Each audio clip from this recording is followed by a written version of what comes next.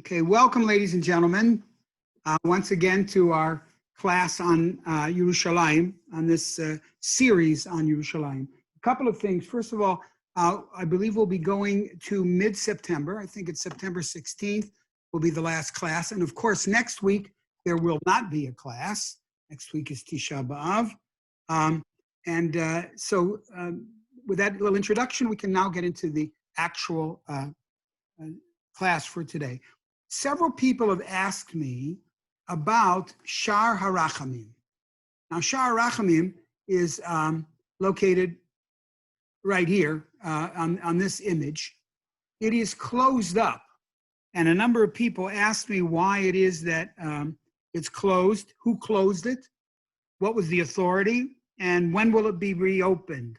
So I thought before we forget, and especially because this week is the last session before Churban, before Tisha B'Av, which of course connotes the Churban Yerushalayim. It pays just to talk a little bit, to go out of sequence today. On the east side of the wall, the perimeter wall of Yerushalayim, once again, I just want to remind you, in this series, that's the thin line is where the wall is today. The thicker lines will indicate the wall at the time that's being studied. In this case, it's from the 8th century BCE, about 700, which means it's about 100 years or so before the destruction of the Beit HaMikdash. Now, the wall now, of course, it is closed up. The Shar HaRachamim is closed up. And there are three actual legends attached to this. One is because of Patachia brings the one such explanation, and that is that since the Shechina went into Galut out of the closest gate from Yerushalayim, from the Beit HaMikdash, which would be right here. Here's the Beit HaMikdash, and here would be the gate today. So therefore, it is closed until such time that HaKadosh Baruch Hu himself and the Shechina will return through that gate. So therefore, it should not become a thoroughfare for people to go in on any daily basis, and therefore it's closed. There is a second view, which is the view of an interesting man by the name of Shmuel ben David HaKarai. He's a Karaite who lived approximately 1300, 1400 CE. You know, the Karaites still, I don't even know whether there's anybody left. There's probably a very small community, around 1 million or more. They didn't have to have any worries about probably social distancing when going to shul. Not very big. We'll look at it another time. But his claim is that it was closed so that no Goyim and no Jews should go in at all. Very similar to the first view. But the Arabs wanted to open it up. The Arabs wanted very much and I'm sorry, I take it back. The second view is that the Arabs closed it and people could not get in.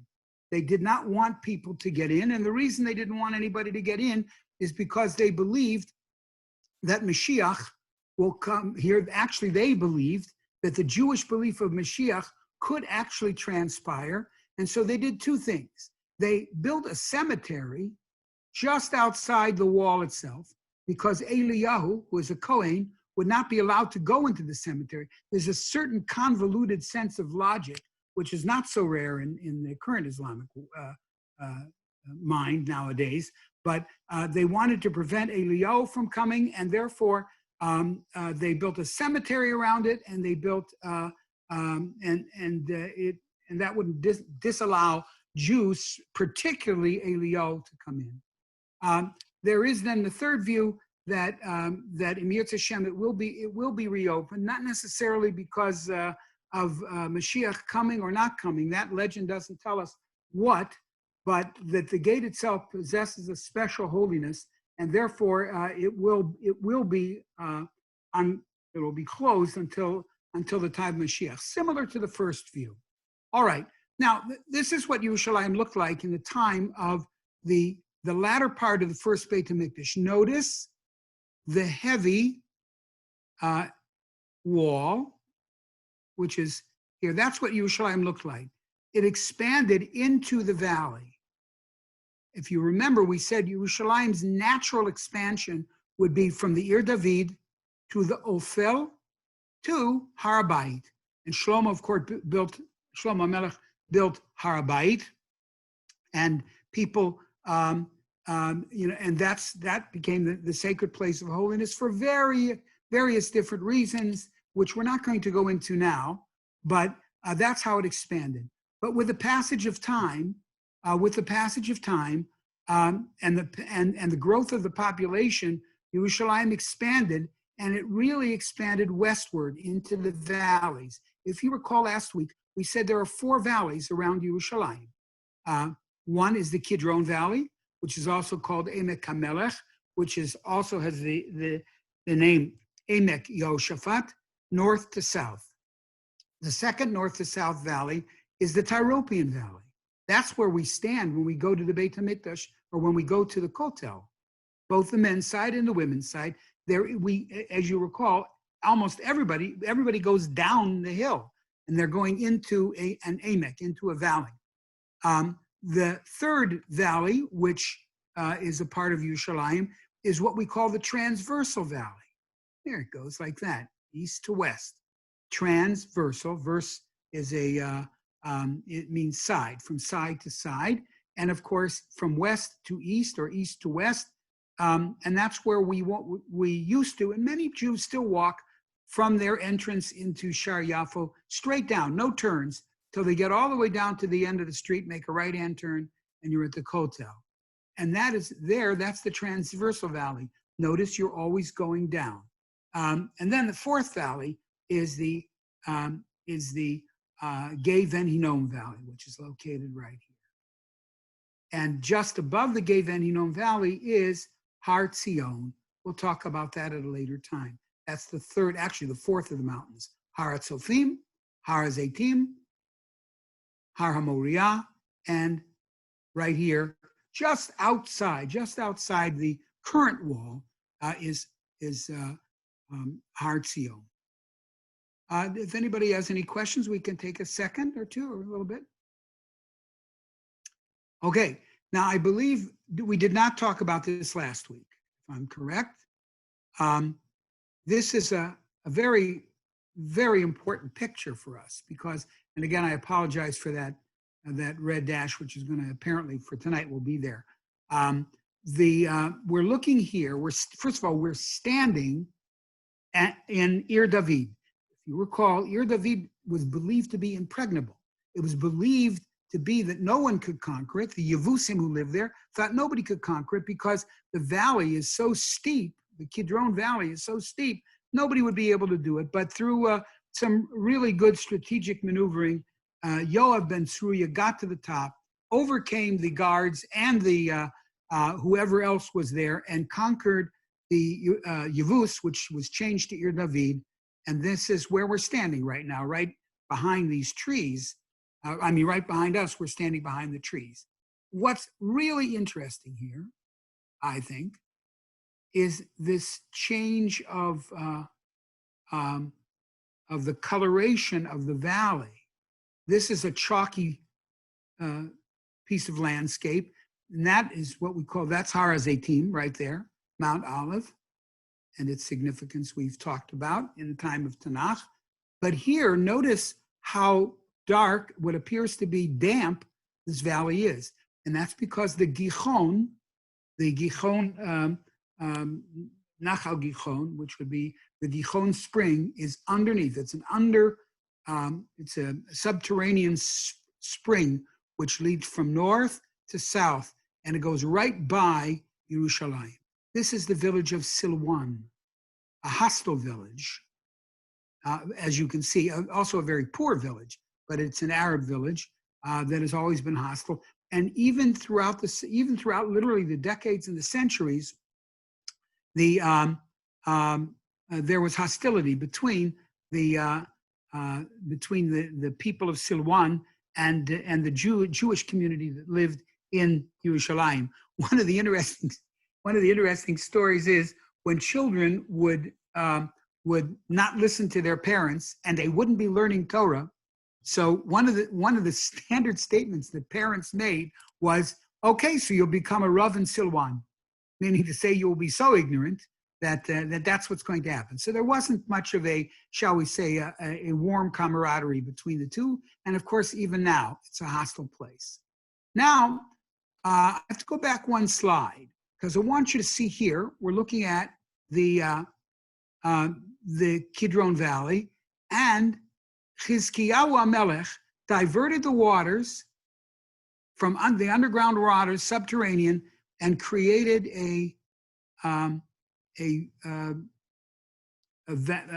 tunnel that connected the Yerushalayim on the south, what we would call the Shiloach, the Brechat HaShiloach, the Shiloach pond, actually connected the waters to the Gihon. And the waters run in there, and many of you have been probably to the Gihon, and the actual carving out of the Gihon of the Brechat, the tunnel of Chizkiyahu actually was from two different sides, and it's a remarkable piece of engineering on their part. They started from two different sides, they met in the middle, and actually this saved the city because the water supply then was diverted from outside Yerushalayim to inside, thus assuring that the population would be able to withstand long sieges. And that's exactly what happened. Now, this is called the wide wall, the Chomah Harchava.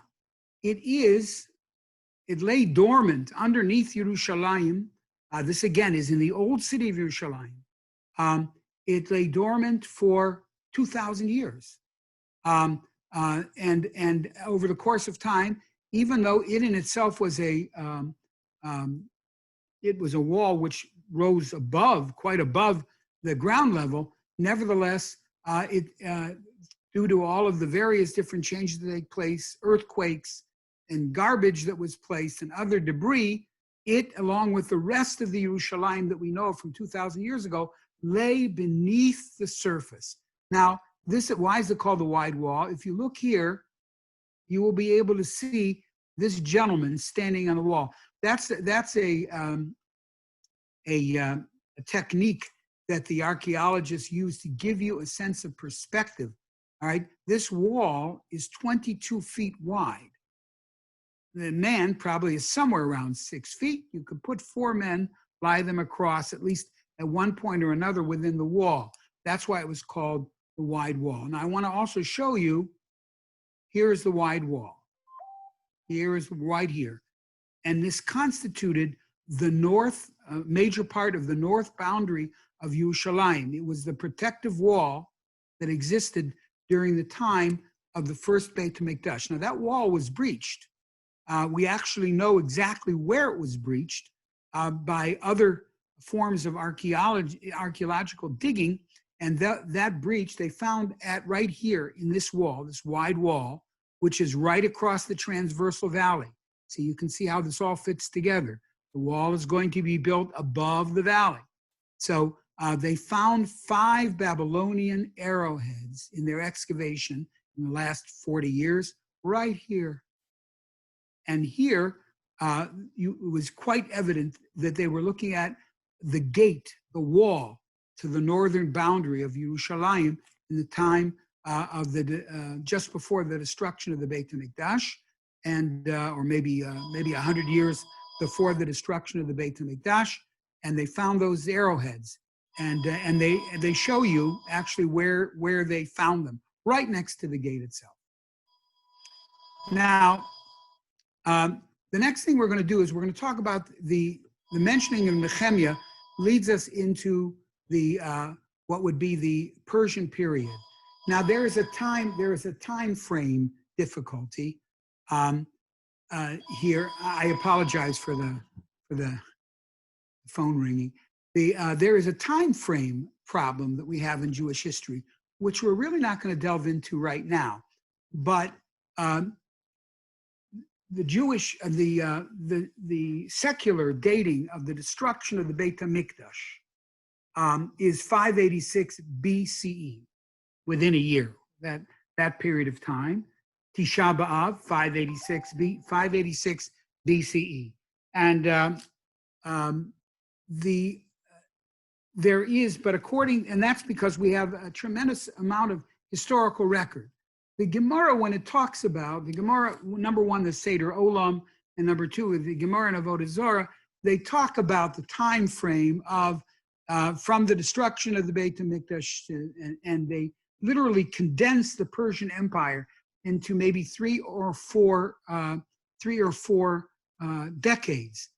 And so there is a gap of 166 years, which we don't need to go into, but it pays for you to know that indeed that's the source of much consternation for many people, especially if you want to teach history, whether it's to our students at Ida Crown in that period of time.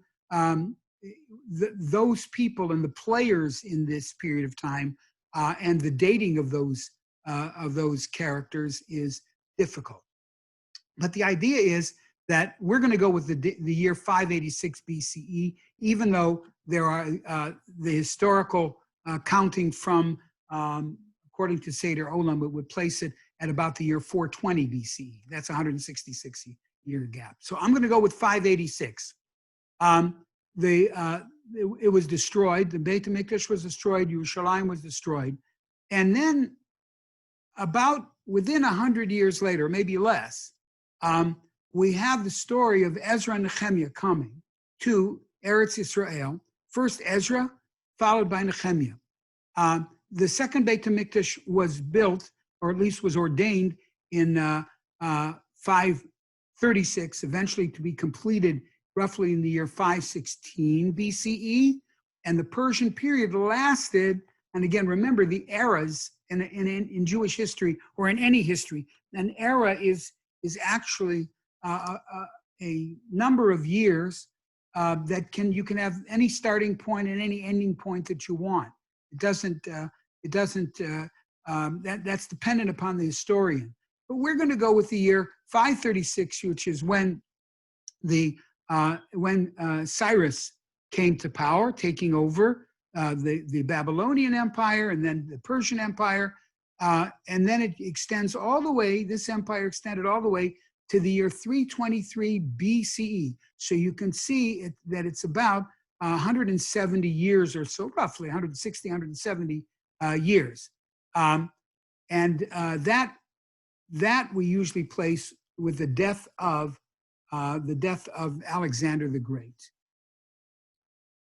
Now we're going to talk, though, during this period of time about an extraordinary human being. I like to point out that the era of Nehemiah, it says here the Persian era, this Persian era, which I'm going to focus on Nehemiah for our purposes, is most interesting, and I believe that Nehemiah, along with David and Shlomo, and perhaps Herod, but for a different reason, Nehemiah was really the foundation person after David and Shlomo of Yerushalayim. He came at the behest of the king of Persia to Eretz Yisrael. He became the governor of Eretz Yisrael, and he took his job very, very seriously. When he came, though, he found, really, when we say he found a churban, we really mean he found a churban. There was, even though the Beit HaMikdash was built by that time, it was the Navi tells us that it didn't compare to the first Beit HaMikdash. It seemed to be just a small replica of what was once there. The wall of Yerushalayim was decimated and destroyed, had not been built up, and so you have and the Jews themselves were ignorant. They didn't even know what we call the Ksav Ashuri, which is our configuration alphabet that we write in Hebrew. They had adopted the ancient Hebrew forms of writing, and of course there was intermarriage. So Nehemiah, when he came, found a city and a Jewish population that was not only decimated, but it was and impoverished, but it also had lost its religious way. Now, I'd like to talk with you today about 5 enactments that Nehemiah made. He intuitively understood what a nation or what a society needs to be successful. The first thing would be economics. You have to have an economic base for, and we know that now, of course, that despite the fact that America was going great guns 6 months ago in terms of the economy, everybody agrees now, and it doesn't matter who's at fault, or maybe nobody's completely at fault. We know that our economy is really just at best hobbling. So you need, in order for a society to be healthy, you need a good economy. The second thing is you have to have security. The wall always signified in a city in those days security. And the wall at the time that Nehemiah came was mostly broken down. There was no Jewish army of self-defense. So the third thing is that there was, when he came, he was the government. He was the government. And he realized, though, intuitively, that he had to work with the people. We're going to see that in just a moment. And then, of course, education, culture, and religion. The people themselves had intermarried. Many of them had intermarried. Ezra, who preceded Nehemiah there to Yerushalayim, had worked very, very hard to break down the intermarriage. But Nehemiah realized that there was a great deal of, shall we say, nation building that had to take place. He made the following enactments. The first thing he did was to establish a militia. And that militia was to protect the people, while the very same militia reconstituted the wall around Yerushalayim, from the Ir David through the Ophel, Har Habayit here. And remember, we talked about the broad wall. This then was what was left of the broad wall in the time of Nehemiah. We saw that earlier. Now, so he number one set out to build security through the wall and through a militia.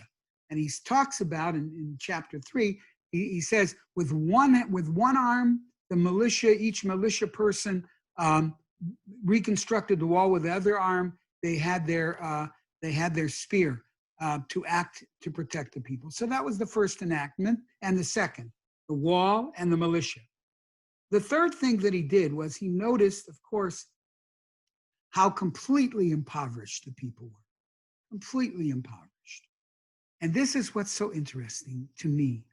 He convinced, in other words, the Navi, Nehemiah is talking usually in first person throughout the book. He convinced the people who were wealthy, and there were wealthy people, but of course there was a huge gap between the wealthy and the not so wealthy, the greatly impoverished. He convinced them to cancel the debts on Shemitah. So 2 things happened. Number one, he reinstituted Shemitah, which had been forgotten. And the second thing he did was to create a little bit more of a middle class to allow the economy to grow. So that's the third thing, the wall, the militia, and the reinstitution of Shemitah, and through convincing people. I think he knew he couldn't dictate, but to convince through the people who were wealthy to do what they could to cancel debts and to assist the people who were poor. Now, the fourth thing he did was to close the gates on Shabbos of Yerushalayim. He knew that business was going on as usual, like anything else.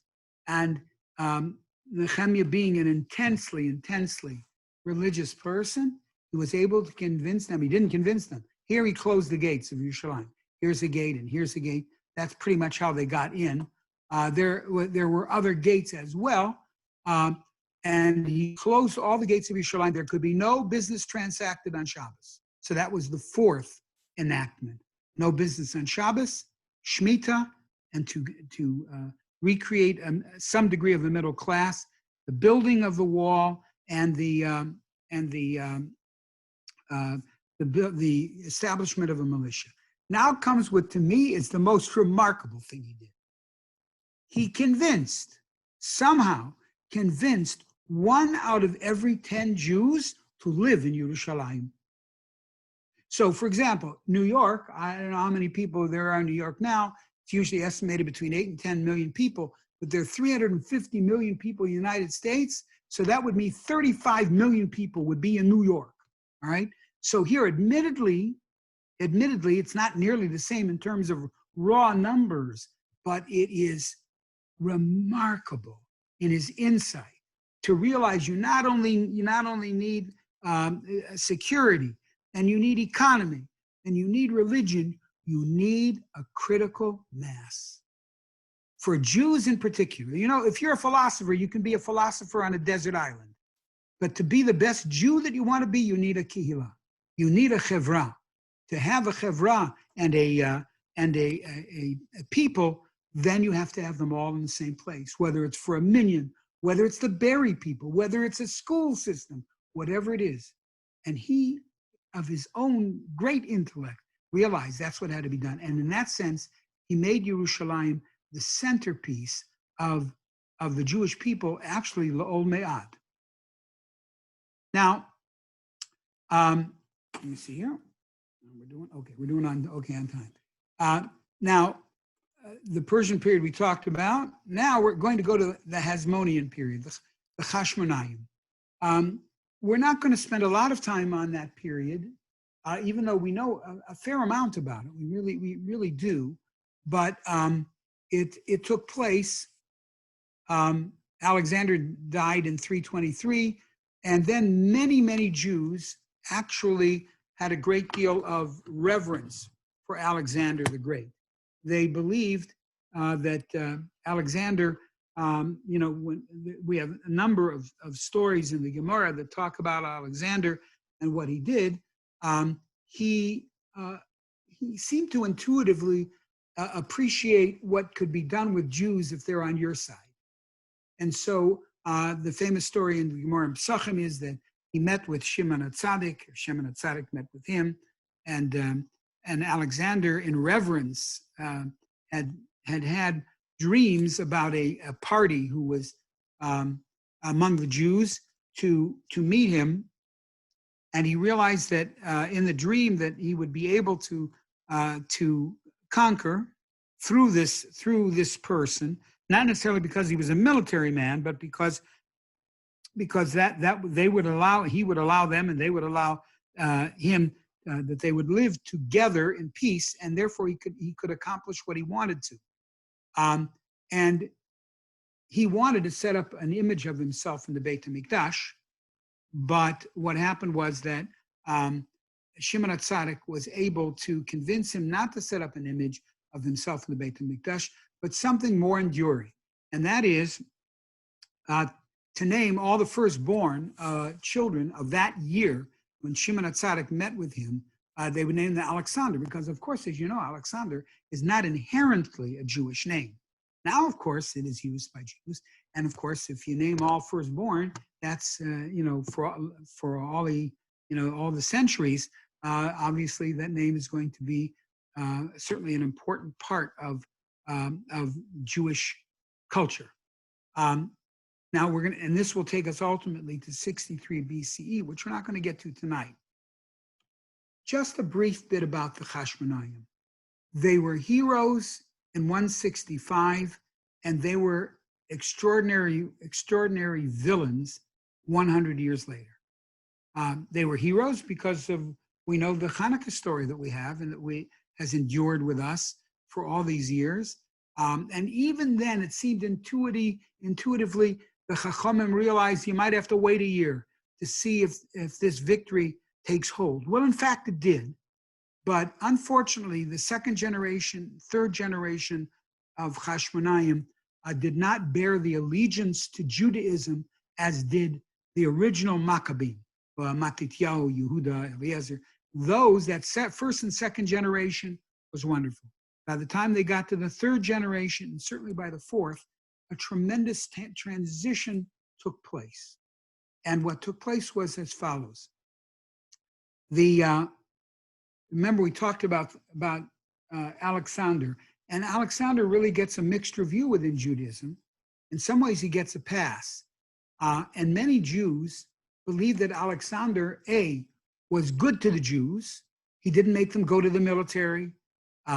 He was good in many ways. Of course, he also introduced Hellenism. Hellas is the Greek word for Greece. Hellenism was introduced into the Jewish society.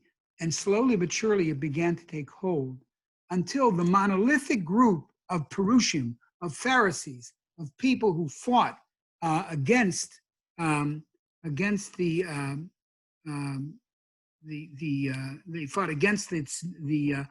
Hellenistic way of life. Eventually, there was a transition back to Hellenistic views. This is a reproduction of Yerushalayim based upon what we could put together at about 100 BCE. If you remember, the story of the Hasmonean was 165. And this now becomes Yerushalayim of the year 100 BCE, into the third generation. By this time, Hellenism had been reintroduced, but it took on a new face. The new face is called the Sadducees, the Tzdukim. So now you have a split between the Tzdukim and the Perushim. The Tzdukim wanted very much, they believed Yerushalayim is not only the centerpiece physically of Judaism, Judaism cannot survive without Yerushalayim. That was a mistaken notion. But nevertheless, it took hold. And those who began with their adoption of Hellenism now, again, became an iteration of what we now call the Tzdukim. The three elements that we have to remember that the Tzdukim rejected that are basics to Judaism are, number one, they rejected the belief in reward and punishment on an individual level. They said there is reward and punishment because they did still believe in the Torah Shebechtav. They believed that Hashem gave us a Torah, a written Torah, but no oral Torah. That anybody who tried to interpret it themselves were doing it on their own. So they believed in the, number one, that they believed in reward and punishment, but only on a national level. Like we say in Kriyat Shema, if we follow the mitzvot of Hashem, He'll bring rain for the fields. He'll do, and He will have us prosper as a nation, but not as individuals. That's number one that the Tzdukim rejected. And many Jews had adopted it. Number two, they believed that they no longer believed in Olam Haba as we know it. They believed that there was no Olam Haba on the individual basis, and that led and that was a rejection. And whereas the Perushim accepted, of course, as we do, we're the heirs to the Perushim. The third rejection is that they did not believe in the Torah Shebaal Peh. They rejected it, and they said the rabbis can say whatever they want. The rabbis want to say that only people from Yehuda can be kings. We don't accept that. We think that the Hasmonean, who were Kohanim, can also be kings. Why that happened is a longer story. There were forced conversions in the time of the Hasmonean reign. They wanted to do it. The Perushim stood in their way, but the Tzdukim said, why not? You can force anybody to do whatever you want. Show me where it says you can't force people to convert. Show me where it says that only people from Shevet Yehuda could be king. And of course, the Torah Shebaal Peh is in itself. We rely on what we believe to be the direct rabbinic tradition from Moshe Rabbeinu all the way down. So you had, by the way, a civil war, actually, which ultimately broke out. Now, the Yerushalayim looked like this in the time about 100 BCE, toward the end of the Hasmonean period. And they built it. We have evidence that they built, we have evidence that they tried to build Yerushalayim on the pattern of Athens with what is called in the middle an agora. An agora is an agora in in Greek is a marketplace. And some of you may be familiar with the psychological term agoraphobia. Agora means fear of open spaces. Agora is open spaces, and phobia is a non-rational or an irrational fear. So that's agoraphobia, and this is what the Greeks called an agora. And the Gemara, agora is mentioned many times in the Gemara. Okay? Questions, anybody up until here? Okay, and I think we're going to go on. But it wasn't all bad from the Hasmonean. The Hasmonean, because of their very, very firm attachment to Yerushalayim, primarily to Yerushalayim, and primarily in Yerushalayim to Beit HaMikdash, they decided to actually expand Har Bayit. And they did that. This was the original shape of Har Bayit without the blue. But because they wanted to have more ceremonies and other things, they actually expanded Har Bayit another 135 feet. And we have evidence of that. I'll show you in just a moment. We have evidence of that here. The first one, the furthest north, is called the turn because up until the Hasmonean, it went to here and then turned. And then they, so we can see that on the wall. And then you have the actual, what is called the seam. Now here you have, this was the wall as it was built, probably part of it in the time of Nehemiah. This is the wall as it is built in the time of the Hasmonean. As you can see, the bricks are what we call ashlars, are much more refined. These are much more rough and less sophisticated. So this represents this, okay? And then the blue, this begins the blue and goes south. Now today, it goes south all the way to what we would call the southern gate, which is has a triple gate and a double gate, which we'll talk about at another time. Now we're going to conclude with one of my all-time favorite stories. Toward the end of the Hasmonean period,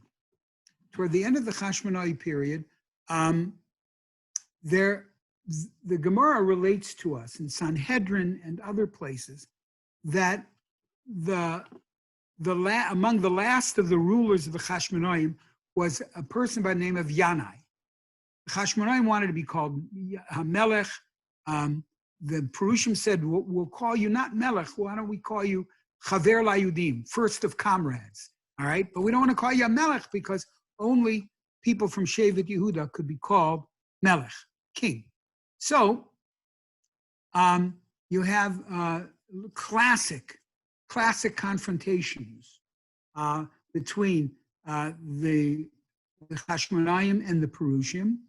Now, the interesting thing is, Yanai HaMelech, we call him Yanai HaMelech, we have coins, many coins minted from his period of time. We have them now. And it says Chaver HaYudim on it. He's the comrade of the Jews, not necessarily HaMelech. But he was given, shall we say, the generic term Melech.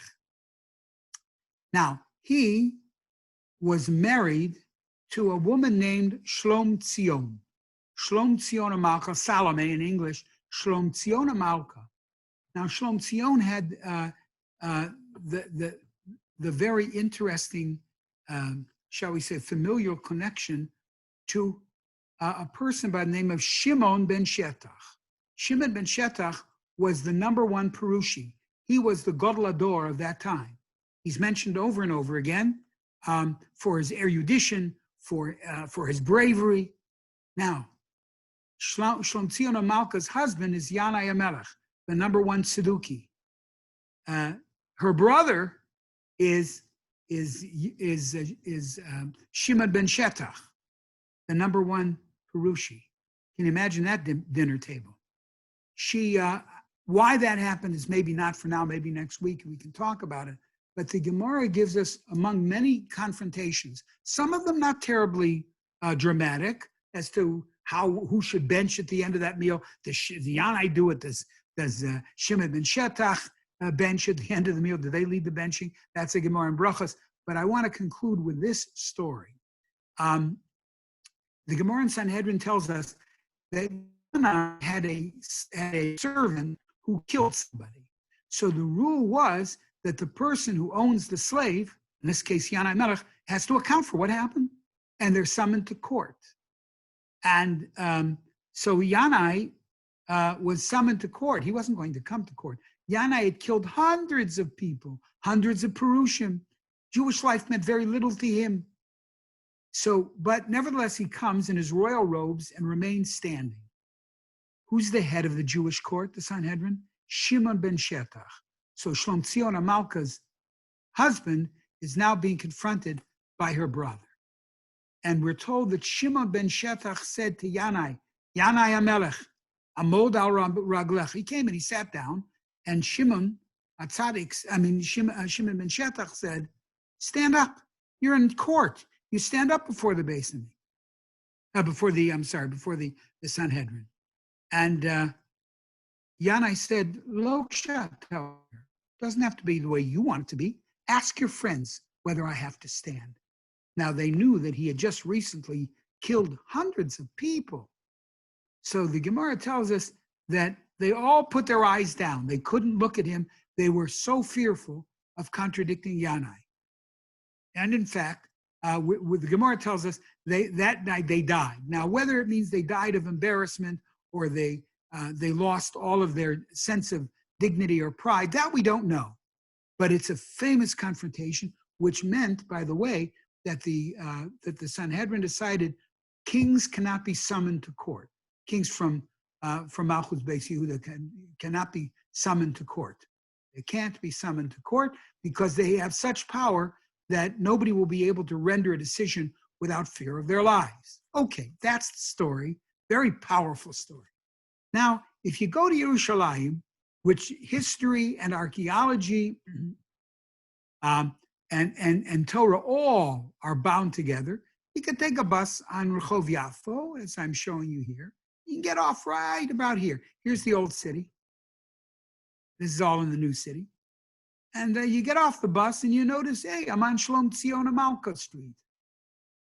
Yeah, so I know a little bit about Shlom Tzion HaMalka. She was one of the Jewish heroes. Chazal tell us that she was a hero after her husband Yanai died, so she actually saved the Perushim. And as you walk a few feet, what do you see? You look to your right and you see, whoa, wait a minute. This street is Shimon ben Shetach Street, right there. And then you say to yourself, well, I'll bet if I continue walking a little bit, I might find something that I can anticipate. And sure enough, this curved street here is called Rehov Yanai. So whoever named these three streets, this is not serendipity. This is what it means to live history within a Jewish context. Here is Shlom Tzion HaMalka, forever caught between her brother, the head of the Sanhedrin, the great Perushi, Shimon ben Shetach, and Yanai HaMelech, her husband. So every day, if you get off on that bus, you see that confrontation enacted and reenacted again and again. That's what it means to live in a Jewish state with a Jewish society and Jewish history. By the way, up here is Meir Sharm. Okay, I think what we can do is we can stop for today, and I'd like to answer any questions that people may have. If there are none, then what I'll do is, remember, we're not going to meet next week. Mi'at Hashem will meet 2 weeks hence.